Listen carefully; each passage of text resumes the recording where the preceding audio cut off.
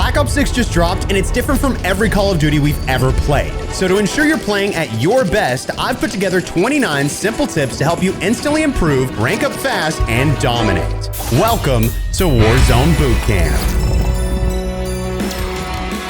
These tips are going to be split into 3 categories: gunfights, strategy, and the one we're diving into now, before you play. To be clear, there's actually quite a bit you need to understand before jumping into your first match very underprepared. Black Ops 6 completely changed everything we've come to know as Call of Duty players, and while it still may feel very similar, if you don't change some things, you're pretty much guaranteed to fail. So let's start by getting you on the right settings. I would like to add, I have an in-depth video covering every setting in the game on my second channel, Expel Plus. While that's definitely worth the watch, the first of 3 you need to change is for Omni movement. With Black Ops 6, they added in a lot of assist settings that are supposed to do a bit of the work for you, but the only one you should actually turn on is Sprint Assist. This one needs to be set to Tactical Sprint Assist, along with having the delay set to 0. That's going to make it where the second you move your analog stick, you'll be able to fully utilize their new Omni movement mechanic, allowing you to slide and dive in pretty much any direction. Next, I'd recommend, only for multiplayer, to set your interact behavior to prioritize reload. There's not a lot of times where you're going to need to pick up a gun off the ground, but the number of times you're going to need to refill your magazine is pretty much constant. This will keep you from making the mistake of accidentally picking up random floor loot when you don't want to. And the third setting is changing your slide and dive behavior to hybrid. Personally, before hopping into Black Ops 6, I didn't use this setting. I preferred using slide only and just chose to never dive. But with Omni movement, you pretty much have to be hybrid. Don't stress it too much. It won't take a ton of time to get used to, but the impact it has on your gameplay is immense. Moving past the settings, my next tip would be to fully grasp the perk system.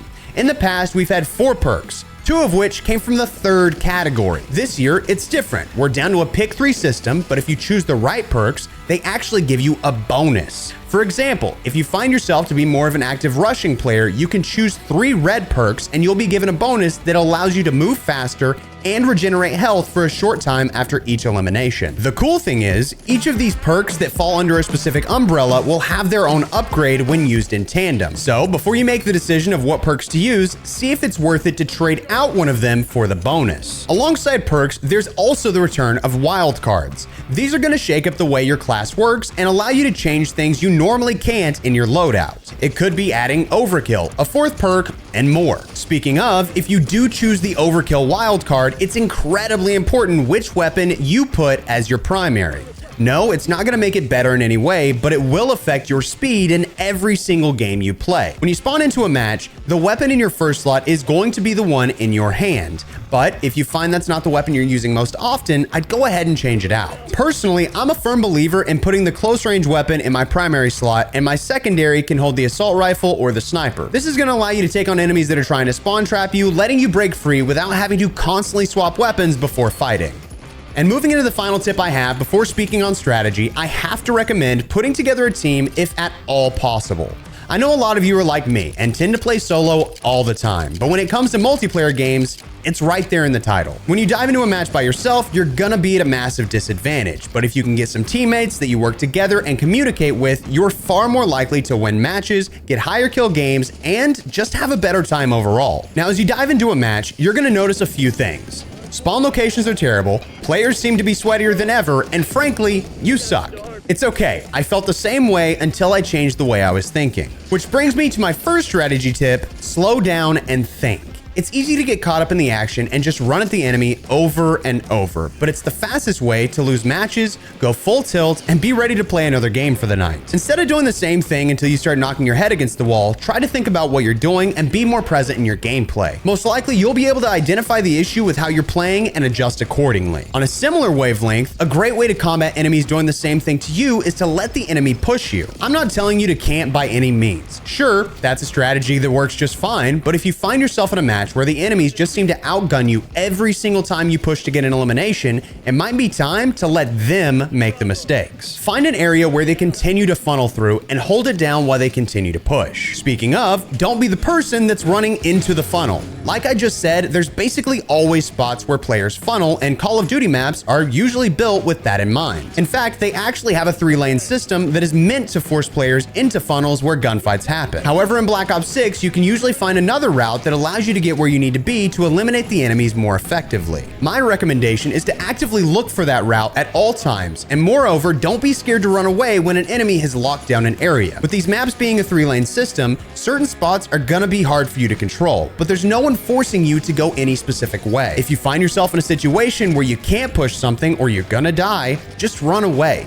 Regain, find a better way, and take that. I've found the best way to catch the enemy off guard is to play the edge. Players usually tend to go straight down the middle lane of each map, but if you can find the edge route that allows you to get behind, above, or hidden below, you'll find yourself in a better position overall. And more important than anything else is your positioning. When you're flying through the map of your enemies, one of the things you need to be on the lookout for is the best place to engage. It's best to find somewhere most of your body is covered and the enemy is going to be forced to show the entirety of theirs. If you're trying to go on a high kill streak, you're not going to be able to directly outgun your enemy every time. You need to make sure that they can't hit their shots on you, and then you can continue to engage over and over from the same spot or a few beside each other. Just make sure wherever you decide to be, if you're playing with a random squad and not people you know, steer clear of them entirely.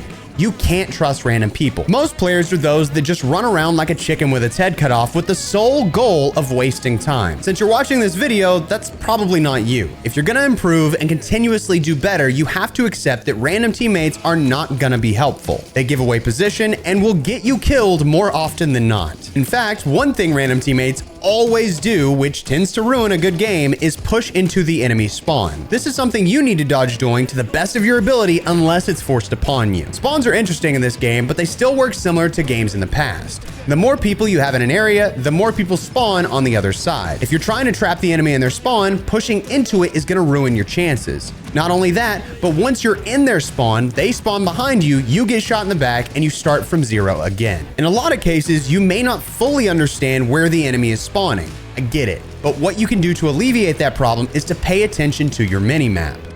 More specifically, you can tell where the enemy spawn is by the location of your own teammates. Yes, there are going to be players that aren't in their spawn, but if you need to know the most likely location of where the enemy is spawning, it's going to be the exact opposite location of the majority of your own team. If you're having trouble reading the minimap, that's fully understandable. Black Ops 6 changed things up quite a bit, but here's what you need to know. Enemy players on the same level as you are going to show up as a solid red dot. Enemies on a different level will be an open circle. Around the outside of your minimap, you'll notice red highlights popping up. That's actually telling you the roundabout location or the direction of an enemy, even though they aren't close enough to you to show as a dot. My recommendation for every single match you play would be to focus on collecting as much information as possible to use against your opponent. Now knowing how the minimap works, you can use that information while you play to know when an enemy is pushing a specific area, and you can be prepared to take on that gunfight. Or if you see there's too many enemies, you can take another route, a better position, and catch them off guard. To play for information, you have to have the right kill streaks. While this mostly comes down to the kind of player you are, I will always recommend the informative, more support style streaks over the high elimination streaks. It does come down to your own preference, but I use the personal radar, the UAV, and the counter UAV. This is going to constantly give you the most information while having the opposite effect on the enemy. Finally, if you're having a rough go at it and the games just aren't going your way, there's absolutely no shame in quitting. Most multiplayer matches last 10 minutes. This means you could be stuck in a match, getting absolutely slammed with no XP, no progress, nothing for that time. As long as you're playing by yourself, there's really no reason to stick around. Skill-based matchmaking can be rough sometimes. In most situations, it's actually very unfair with team balancing. You could end up with a bunch of duds because you're the best in the game and be stuck trying to carry people that aren't doing anything to help you. Don't feel bad, just back out and try again. If anything, it's to save your own sanity. Now for the most important section, gunfight tips. The first of which is by far the most important, and that's to have trigger discipline. Most players hop in and shoot at everything they can, but if you're playing for positioning, information, and ultimately the win, deciding when the best time to shoot is incredibly important. Sometimes it's going to be worth it to let one player slip by so you can get the entire enemy team just 4 to 5 seconds later. This is probably the hardest skill to learn, and it doesn't always pan out, but when it does, it's incredibly satisfying. On a similar note, knowing when to push and when not to push can be hard. Sometimes you really want the eliminations, but it isn't always worth it. My recommendation is to not over-challenge. If you fight an enemy and get one kill, don't get greedy when you see another pushing. Take a moment, reset, reload, then re-challenge. This will put you back in an advantage when your enemy would have been expecting to get a free kill on you because you were hurt. One thing that can be incredibly depressing about gunfights is how there always seems to be another player. This player might be behind you, beside you, or somewhere you never expect, but that's just it. In all cases, you can be prepared if you expect them to come from basically everywhere. When you take on an enemy, the best thing you can do is assume there's gonna be another. Don't immediately reload. Switch to another weapon and be ready to shoot. If the shoe doesn't drop, that's fine, but there's nothing wrong with being prepared. If you want to keep from getting into bad situations, grow a kill streak, and carry your team, one of the best things you can do is play for picks. This means running into a specific area, dropping one body, and getting out. When you pair this with the knowledge you have from the minimap and the strategy of dodging funnel spots, you end up being able to get more and more eliminations without dying when you shouldn't. One big change that directly impacts your ability to get those picks is the massive nerf that just happened to aim assist. In the past, you'd be able to get right up on enemies and get easy eliminations because aim assist would do all the work in the super close range. Instead of automatically turning your camera for you, if you're right up on the player, you have to do all the work now. With that in mind, it means you should stay a little bit farther away from your enemies.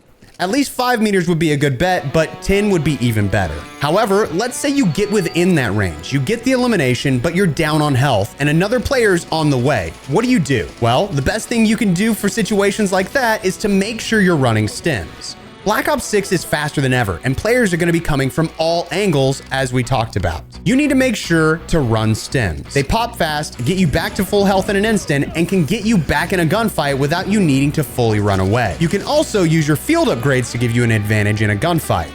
They seem to become available pretty quickly in this game, so you have the decision on which one you want to use. If you're running stims on all your classes, it might be best to consider the Assault Pack. It's going to give you another stim for when you run out and could keep you alive. But if you're someone who really loves playing the objective in hardpoint or domination, you may be better off with something like the trophy system. At the end of the day, it all comes down to your personal playstyle. Finally, the last thing that's going to make a massive impact on your ability to win gunfights is whether or not you're jumping.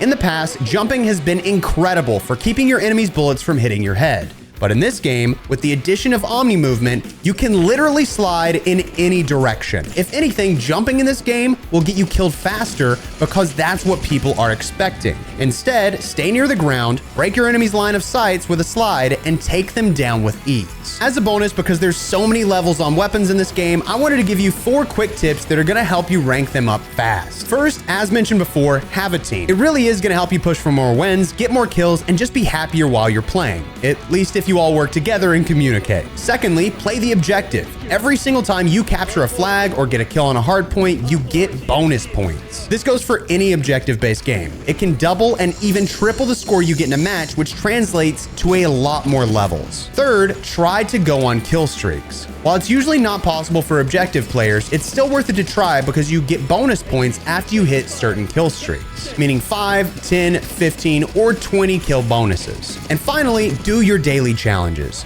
They're free points, usually incredibly easy, and end up giving you bonus points after you complete them all. Of course, if you found any of this useful, subscribe to the channel, like the video, and check out the video on screen for the best settings in Black Ops 6.